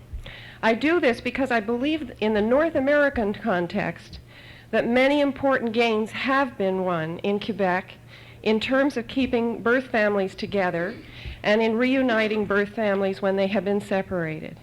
Much, much more is needed to provide an optimal service to birth parents, their children, and adopting parents. Regrettably, a number of obstacles have arisen that threaten the gains that we have made and threaten future progress, including economic pressures, lack of knowledge about needs of adoptees and children in general, and vested interests. These I call the politics of adoption. At this point, I should let you know my position with respect to the independent versus the public adoption debate. It is my belief that only the public sector has a chance of reliably safeguarding the rights of children in adoption and providing a full service to birth families and adoptive families. In my view, only a full-service public agency can provide the range of services we all believe adoptees and their families are entitled to. It is also important that these services be coordinated. If the services are not up to scratch, then it is only a public sector agency that can be accountable, and though I'm very aware that private agencies can be held accountable, I would hasten to add in the public good. I believe that with private practitioners, or in the case of private agencies, that there is a distortion in the service offered in favor of the person or persons, usually the adoptive parents, who are paying the fee. Also, whenever money is permitted to be part of the transaction, and this has been mentioned earlier by other members of the panel this morning, the way is open for coercion and exploitation. Maybe what wasn't expressed exactly that way, but money changing hands being problematic is something that I certainly see as important. No matter how well-meaning a private entrepreneur or agency may be, or how knowledgeable about issues of adoption, or how principled, the same law which permits a well-meaning person to be in operation permits a person or agency of less than ideal principles and understanding to operate. Okay, I can immediately anticipate, a strong wave of disbelief and antipathy among many of you. Did she really mean that? Yes, I do believe that social workers and publicly funded full-service agencies should have sole responsibility for adoption. And I say this even after having had the privilege of talking to a number of you about this, including Ken Watson, Catherine Straker, others of you that are associated with private agencies, and I'll try and explain why.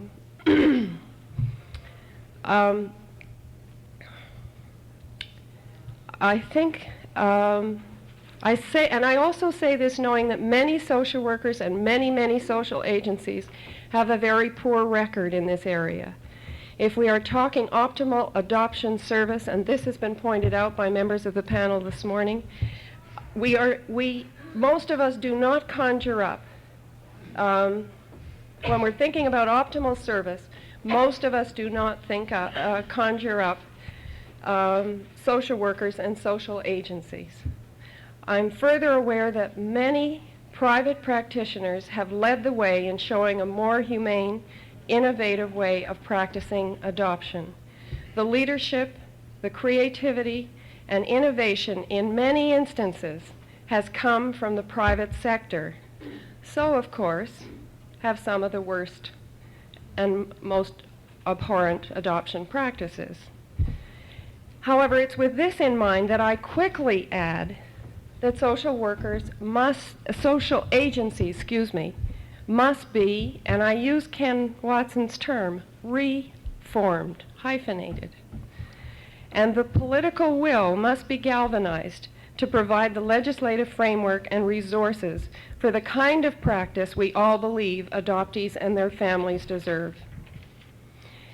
If there's one thing this movement has taught me, it is that adoption is a very complex and involved process. One has only to read Lincoln Kaplan's articles entitled An Open Adoption, Part 1 and Part 2, in the current issues of The New Yorker to catch a glimpse of this reality. The reality of adoptive relationships involve a myriad of conflicting interests and relationships, starting long before the potential adoptee is conceived and stretching throughout the child's lifetime and beyond. Only a full-service agency has the mandate to begin to address these issues. Okay, what are some of the gains related to adoption that have been achieved? As I stated earlier, I believe in the North American context, knowing that Mary Ivanek is here, I can't claim right. I have to say North American because obviously New Zealand and Australia are much further ahead. Britain, some of the Scandinavian countries. So I'm restricting it to the North American context. I believe that Canada and Quebec have some of the policy and legislative framework in place that permits a more humane adoption practice. Much more is needed in this regard. What is even more serious are the lack of resources, which is having a crippling effect on practice and is in danger of coming full circle to affect in a retrogressive way in Quebec our legislation and policies on adoption. And of course, that's why I call this the politics of adoption. Anyway, I'm getting ahead of myself. At present in Canada, we have a tradition of strong government support for services in the area of health, education, and social welfare. And that's probably best epitomized, as most of you might realize, by our Medicare system, which provides total health care without charge to each resident of the country. This came about as a result of federal legislation that came into effect in 1968 that encouraged each of the provinces to opt into a joint federal-provincial funding agreement. By 1971, all the provinces had opted into the plan. Health, education, and welfare are the responsibility of the provinces in Canada as they are of the states in the United States. Thus, child welfare policy, laws, and services vary from province to province. In 1972, Bill 65 was put into effect in Quebec, which brought virtually all health care facilities and social service agencies under government control and funding, and provided for major input. And I think this is key, because a number of people have said to me, How can you talk about public service, public-funded agencies? They're so bureaucratic. They're so cumbersome. You can't get through them. They never listen. One of the things we do have in place is with this new Bill 65, where the government took over the control and funding of agencies, was they put into effect, there was a provision of a board of directors which are made up of elected representatives from involved community groups and the consumers of service, which means adoptees, birth mothers, adoptive parents can get on the board of these agencies and have a voice in how and the policy of the agencies. So it means the consumer groups and individuals have a voice. In 1979, private adoptions were made illegal in Quebec. I think this is very important. We have 2 provinces in Canada where this is so, Quebec and Newfoundland. In 1984, with the so-called Dorion judgment, a legal precedent was established that permitted both parties to an adoption in Quebec, either birth parents, and I think some of you may be quite astounded to know that this is in fact in place somewhere in North America. Both parties to an adoption in Quebec, either birth parents or adoptees, can initiate a search. That is to ask the relevant social agency to contact the other party, to search for the other party and contact the other party and ask for a reunion. This has since been expanded to include birth relatives, sibs, grandparents. Have I mentioned everybody, Joan? Okay, good. Thus, I think these 4 pieces of legislation, obviously I can mention others, have implications for adoption, both indirectly and directly. Medicare provides excuse me, the caring society, the context of a caring society. Quebec's Bill 65 provides funding for virtually all the social services, and even more importantly, made the direction accountable to the users and consumers of services. The outline of private adoptions offered the recognition that the welfare of children separated from their families was a state responsibility, and the Dorion judgment recognized the importance of family ties in adoption. What should be? I'm hurrying here. What should be a full-service facility? What should a full-service facility look like? I won't spend a lot of time on this because all of you present can help fill in this part of the picture. Certainly it should provide services to families, including counseling and material support, such as supplementary allowances, home help, respite care, all those things that go to support keeping families together. At the point that Debbie and Alan's father approached the agency for placement, both parents needed to be asked to come in together to work out the future of their relationship. Perhaps that marriage could have been saved. If not, they needed to work out between them how they were going to care for these 2 beautiful children. Certainly from what I know now, I can see no reason why they needed to come into care. They had 2 very well put together parents who were in conflict with each other. The system and the personnel who they encountered exacerbated the problem. Alan and the problem also was that they were assigned to a student, because though I certainly did challenge the system, I didn't have a power base and I didn't have support. My worst nightmare and Debbie and Alan were the casualties. Of course, my worst nightmare is that these children remained in care and got lost in the system.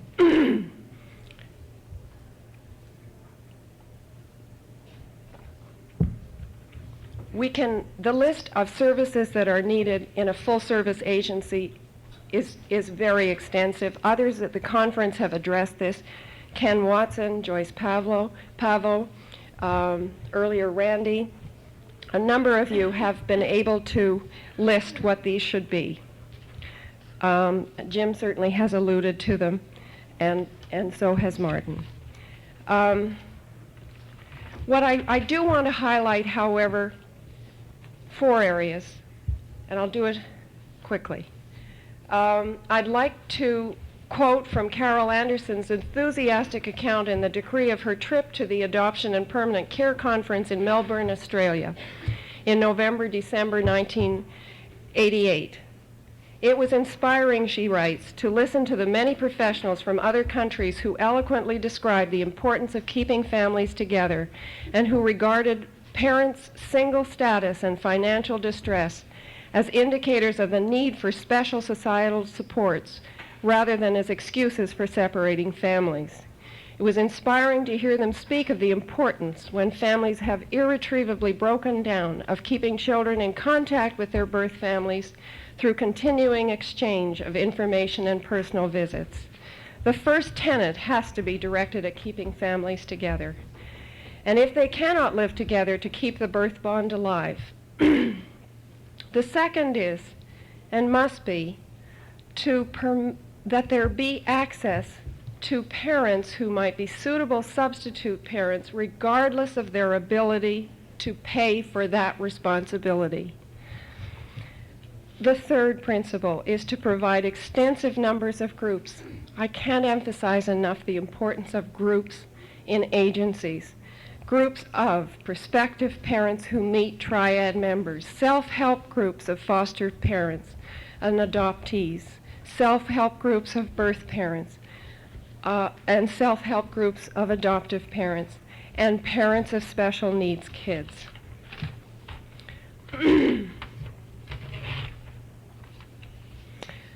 Then, of course, the fourth area I'd like to highlight in terms of agency, full agency area of responsibility, of course, has to include providing post-adoption services that respond to the normative needs of adoptees and their families, as well as services to families where placements have broken down.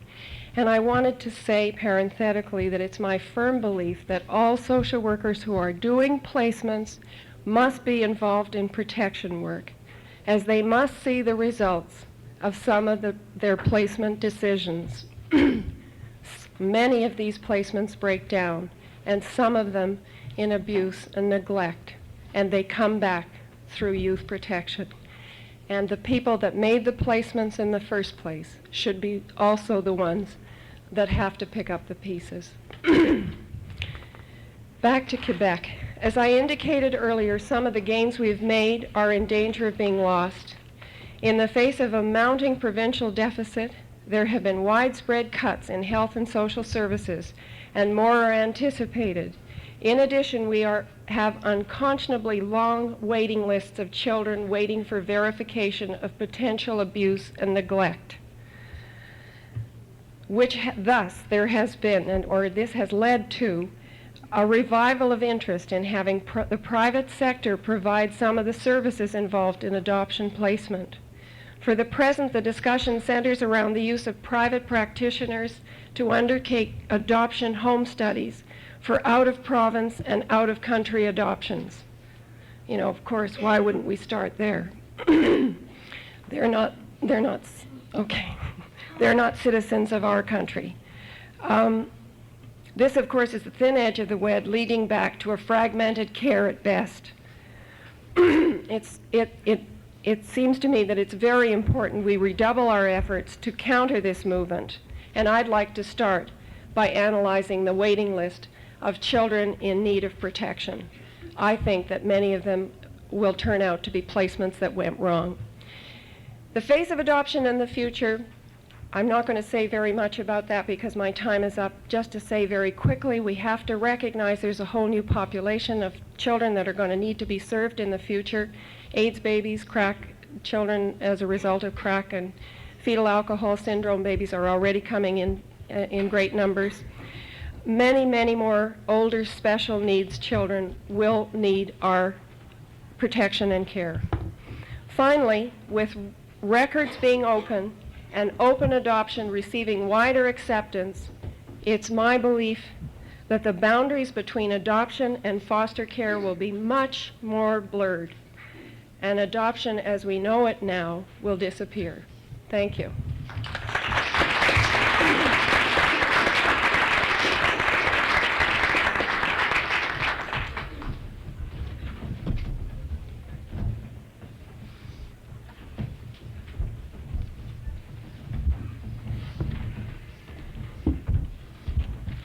It certainly isn't an easy task to talk about the future of adoption in 15 or 20 minutes. I think we've heard some interesting things from a number of panel members, and I think that some of the things that I say will be fairly much opposed to some of the things that you've heard up here today.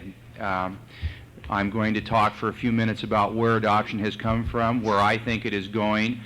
I'm going to talk a little bit about my own agencies, which are private enterprise, and possibly give you a little different view of adoption than some of the other people on the panel. Again, I don't think that means it's right or wrong. I think that it means that adoption is a very complex, very complex situation, and that there are lots and lots of answers that we need in the future. The first thing, in the United States, we don't have common law with adoption, which means that every state in the country ends up passing its own laws, and that's why we see felonies committed in one state that are legal in another state, because people can't agree in any of the state legislatures exactly what good adoption practices are and what good laws are. And that's one of the difficult things to deal with across the country, is lack of uniformity of laws and in terms of rules and regulations and policies and procedures. So where have we come from, and why is this dynamic thing called adoption changed so rapidly in the last 10 or 15 years? When I first started doing adoptions as a lawyer 15 years ago, probably 1 out of every 18 or 20 couples in this country was dealing with infertility of some type. We had unwed mother homes. Very few birth mothers had abortions. Secret pregnancies abounded. When someone snuck off in the middle of the night, people whispered, "I wonder if she was pregnant." And when she came back, she knew nothing about where her baby had been placed. Nobody talked about it again. And she may, to this day, in some of the radio and TV shows I do, I get calls from those birth parents to talk about the fact that even to this day, they don't know whether their child is alive, what kind of family that child went with when it was placed for adoption. So that we're coming out of a time when it was traditional for people to do adoptions in a secretive way. Over the last 15 years, we have seen a dramatic increase in infertility rates, so that right now about 2.5 million couples in this country are considering adoption as a way of having a family. 2.5 million, as many as 50 couples for every newborn American infant that is placed for adoption. There's 50 couples out there waiting. We have about 60% of all, approximately 60% of all pregnancies are terminated today, so that out of those people who choose abortion, we would have done some adoptions in the old days. A very small percentage of those who go full term in their pregnancy will consider adoption at all. So we have a tremendous demand and a very limited supply, particularly when you get down to newborn infants, which is what most people want when they start their adoption process. Well, how has that changed the face of adoption from the old days? Well, when I first started doing adoptions, first of all, there were very few lawyers that specialized in adoptions. We had lawyers that did adoptions, but very few that considered themselves specialists. Most of the traditional types of adoption agencies that we had 15, 20 years ago, you can look in the yellow pages today and you'll hear the same ones. Jewish Family Services, Catholic Social Services, Christian Family Care, LDS Social Services. It was always traditional for religious organizations to be involved in adoption procedures. They had a natural referral source, because somebody's a Catholic and their daughter's pregnant, they're going to certainly send them to Catholic Social Services. What has happened over the years, as fewer and fewer birth mothers place their children for adoption, go outside of any church or synagogue on a Saturday or Sunday, and you watch how many pregnant women you walk into the church or synagogue who are between 15 and 25, which is generally the age group that places children for adoption. Many of those agencies have, in my estimation, either gone out of the adoption business altogether, or they have changed to become social service oriented types of agencies, where instead of doing adoptions today, they do all kinds of things to keep their staff working. Social service types of things, substance abuse counseling, family abuse counseling, older children, foreign children, special needs children, all kinds of adoptions that make up the menu of services that they offer. But in many instances, they have really gotten away from doing adoptions. Because of that, adoptive parents, as the need as infertility numbers increase and the demand for children has gone up, those same adoptive parents that want children have come to licensed agencies in the last 5 or 10 years, and they've been turned away. And the reason they've been turned away is because they're too old, they're single, they're married to somebody that's, I'm Protestant, my husband is Jewish, so I'm not allowed to adopt, minor handicaps. For all kinds of reasons, they're turned away. You know, the mother isn't going to stay home for 2 years, so you're not a good adoptive parent. There are many, many reasons why licensed agencies have gone out of the business of doing adoptions.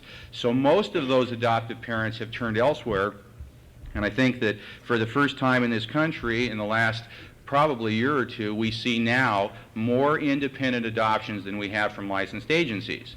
So that is a tremendous change in the way that adoptions are being facilitated today. More than half of the adoptions are being done by lawyers. Now, what kind of, the topic here we have is what's the future of adoption, what's right and what's wrong. I think that I have, as an attorney who practiced for 9 years in the area of adoption, I think I chose to go into a licensed agency setting because I was afraid of some of the things that I began to learn about adoption. And I think that's what we're doing here today, is talking about changes. But when I first started doing adoptions 15 years ago, I had a secretary. That was it. You know, it was a piece of legal work. That's what an adoption was to me when I first started. If you signed the papers on the dotted line and you filed the papers, that was all there was to it because, again, there was nothing to follow that up. The laws in most of the states in the country say that adoption is to be closed, that nothing but non-identifying information is to be given out. So once you sign the dotted line, that's all there is to it. And unfortunately, as I interviewed people for my book that's coming out this year, I interviewed some of the major adoption lawyers in this country that are doing hundreds and hundreds of adoptions. And one of the things that frightened me was an attitude by some lawyers that there are no needs for services in adoption. And one of the great cop-outs I found by some lawyers, and again, I'm not an advocate of getting rid of independent adoption. I am an advocate of bringing up standards so that lawyers and agencies have the same kinds of standards where children are concerned. But one of the things I heard a lot of was my birth parents don't need therapy and they don't need counseling. And the reason that I heard that is for the same reason birth parents that come into our agencies don't say that they don't need therapy and they don't need counseling, because they don't want to be made to feel like they're doing something wrong and they'd rather not do it. And in our agencies, of course, we try to couch it in a little different terms, not as counseling necessarily, but you're going to have to provide social and medical history for an adoptive parent. You're going to have to pick a family. You're going to have to choose ways that you want to do adoptions in terms of cooperation, knowing somebody, or face-to-face meetings, or all of those kinds of things. And guess what? Those birth parents are in counseling. They have to face a lot of issues. And over again, I get calls and radio shows from birth mothers who say, don't ever let anyone tell you that you can go through this adoption process and never talk to somebody professionally about grieving and loss issues and those kinds of things. So that's one of the things that in the future that frightens me about independent adoption. But I have seen a number of lawyers over the past number of years who are starting to move into the area of specialization where they provide those kinds of services, and I believe that that's a good thing. I am afraid of adoptive parents who don't have proper education and counseling before they adopt, and all the menu of services that good licensed agencies provide: housing, medical arrangements, counseling, legal services, transportation, post-adoption exchange of information, home studies, supervisory studies, and whatever. I very rarely see an attorney do that. I very rarely see it. But I am seeing specialized attorneys now, particularly out of the area of California, who are starting to provide those services, and they almost look like licensed agencies. How did we start our agency? And I'm, again, diametrically opposed to some of the comments that are made here, because I believe private industry is exactly where adoptions are going to be done in the future. And I believe that what I have seen out of government scares me more than private enterprise. When we first started Southwest Adoption Center some years ago, in 1984, I started with 4 employees. We now have 3 agencies and 70-some employees, and we provide the following kinds of service from private enterprise, solely funded by adoptive parent fees. And need to work more on protections like that. I'd also love to hear, I heard Mary Ivanek speak, I guess she's no longer here, but she spoke yesterday, and I hope at some point in this conference you'll all hear her. In New Zealand, there is now an act which goes towards family preservation, and before a child can be given up for adoption, the entire extended family has to be called in for a conference and to see if they can work out an arrangement within the extended family to care for the child. And I think we ought to be doing more in those directions, and would like to know whether you folks let birth mothers know about Cub. People say it's all changed. I gave up my baby in 1987, and the very respectable, religious-oriented institution I went through made an effort to keep me away from Cub.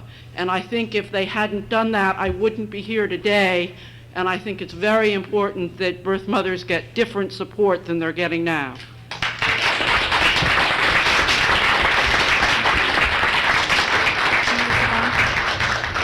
I would like to second what you just said in regard to the extended family. This article in the New Yorker magazine, for example, comes quickly to mind, where the birth parents in that scenario decided to keep their pregnancy and adoption plans a secret from both the birth mothers and the birth fathers' families, which many attorneys and most agencies would probably agree, I think, that this is a quote-unquote red flag situation that you know, if you're counseling everybody in an adoption, you say to the adoptive parents, well, you know, this is a risky situation because mom and dad or grandma and grandpa can come to the rescue here, and you know, later on in the pregnancy or even after the birth, and you know, the adoption may not go through. I think it also shows that an attorney who continues to work with a birth parent in that situation is not having the birth parent explore the options of keeping the child, because what are the support systems for young birth families other than their parents and their extended families and friends? If they haven't explored those options, then you haven't done your job. I think we better just take these two last questions and then break. I would just like to comment that I'm the token Tucsonan here, and I have seen the ads. They come on right before Oprah. It is a prime-time advertisement.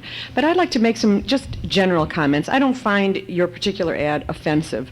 It is exactly what you said. Come in and talk to our counselors, and it's not come and let us buy your baby. It isn't that at all. But what I've noticed are the pictures with the it's like I can't think of the word. I want to say vitae in the doctor's offices in the toilets, where this is Jan and Bill, generic names. This is their photos. They want to adopt your baby, and then there's an attorney's name at the bottom, and I just go in and rip them off the walls because I think they're offensive. The other thing is that I would like to interject just a little bit of humor because, Jesus, my heart is pounding. I'm sure there's some people here who are as enraged as I am. I truthfully think that the future of adoption is directly related to the money issue, in that it's great when you're out here thinking about it, but I truthfully think that as men wear tighter pants and women get more focused in the outside world, fertility and infertility will become a much higher issue, and the people who have the bucks will be paying for the babies, and it would be nice to preserve families. I'm all for preserving families, but I think if you take a look at it, we're all here, we carry different positions in the triad. Some of us are not even part of the triad. We have feelings, tensions are high, blood pressures are going.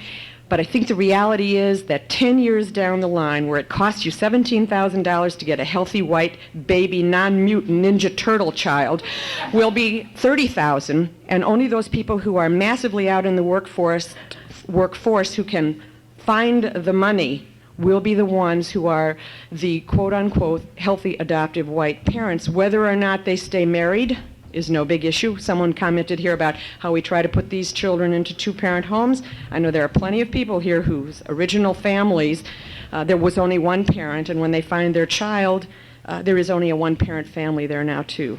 Those are my comments. Thank you very much.